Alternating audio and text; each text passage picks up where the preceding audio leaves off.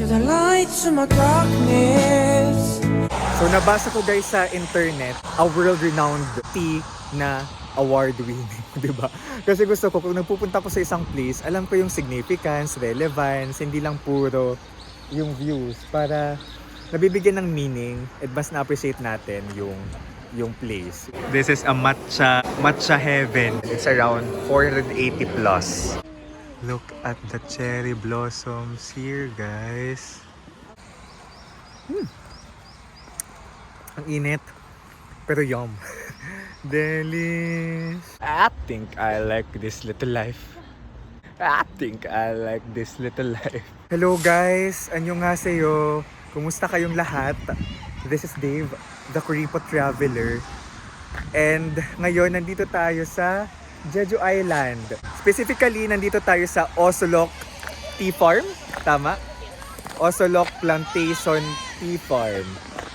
And ito yung Osolok Plantation Tea Farm. It's the most extensive farm for organic tea. I hope na articulate ko ng maayos. But yeah, book your activities via Klook kung kayo magta-travel. And guys, use my promo code DaveDino. Ito na, most extensive organic tea farm in Korea. Ayan. So, Osolok Tea Museum yung pupuntahan din natin, guys. You're the light to my darkness. I just realized it. Ay, okay lang video na lang. Maglalakad na papunta. Binibidyohan na kita actually. Talaga. Salamat.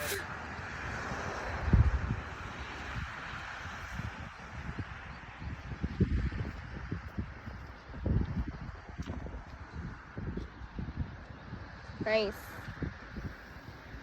I'm staying for a lifetime.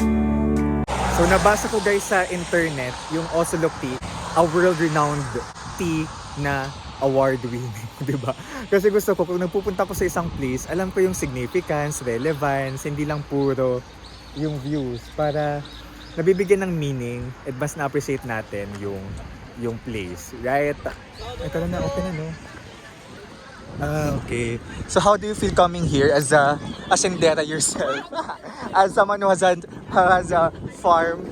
It's so nice. I like it. Sabi ko nga diba, I really wanted to go here. Yeah. Kasi dapat magkahiwalay tayo today. But I said, I'm gonna go here. You Kung wala ka. Kahit wala ka. You shouldn't miss this out. Ito pala. Look, oh.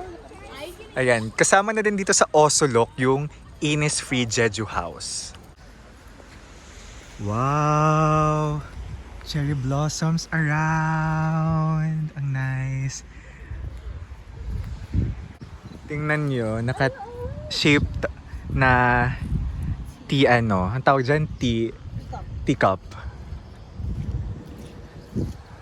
Ganda. Napakaganda sa Jeju, guys. Alam mo yung landscapes, yung natural beauty of Jeju, talagang nananamnam ko in this trip. Everywhere may maganda. I think I like this little life. This little life. This little life. I think I like this little life. This little life. This little life. Look at the cherry blossoms here, guys. Wow. And then, nahulog na yung mga petals. Tea Museum, Teastone, Tea Terrace. Nasaan na tayo, Gats? This is the Tea Museum? No, this is yung cafe. Cafe, okay. Osolok Cafe.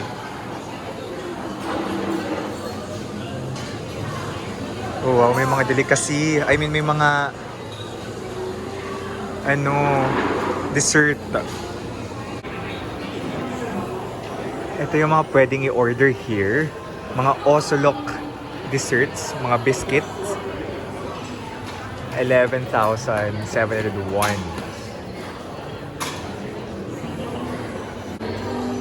Ito pa, 11,700. It's around 480 plus. mga dessert. Ito, 196 pesos for 7,001. 4,701. Mga tea.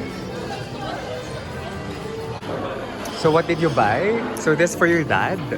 This one for... For your dad. Yeah. Yeah. Matchi pa kayo. Nag-green ka to di because of Osolok. Yeah. Okay. Green, yellow, green. Yellow-green. Tea. That's nice. Very good. Yung binigay sa'yo, ang binigay sa'yo ay for tax refund. Yes. So, may Ah! instructions. Again, may mini ano pa. Oo. So meron silang pa-tax refund here. So kung malaki yung binili mo, large amount of money, I think that's worth tax refundable. Ito yung mga pwede nyong i-order here as a fan of matcha. Gusto ko to. This is a matcha heaven green tea. Alright guys, we ordered hot green tea latte. So you accept card, one only. And they're closing at 6, so to go. I'm so sad. Until 6 only? Until 6 only, 6 p.m. Thank you. This is worth 274 pesos. Hot green tea latte.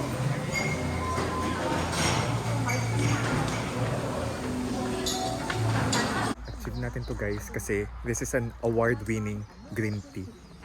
Anong order mo? This is the matcha ice cream and then yung peanut something. I forgot. Yeah. Ang init. Pero yum. Delish. Matcha talaga yung favorite flavor ko guys. Kahit sabi ng iba lasang halaman. Kasi halaman naman talaga. Okay. That was quick. But satisfying tour dito sa plantation. And then, syempre, as a matcha lover, we're able to get matcha, green tea, green tea latte na hot kasi it's so cold. Let's go guys. So this is Dave, the Kripo Traveler.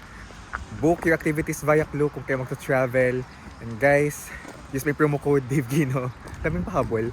Let's live our best lives.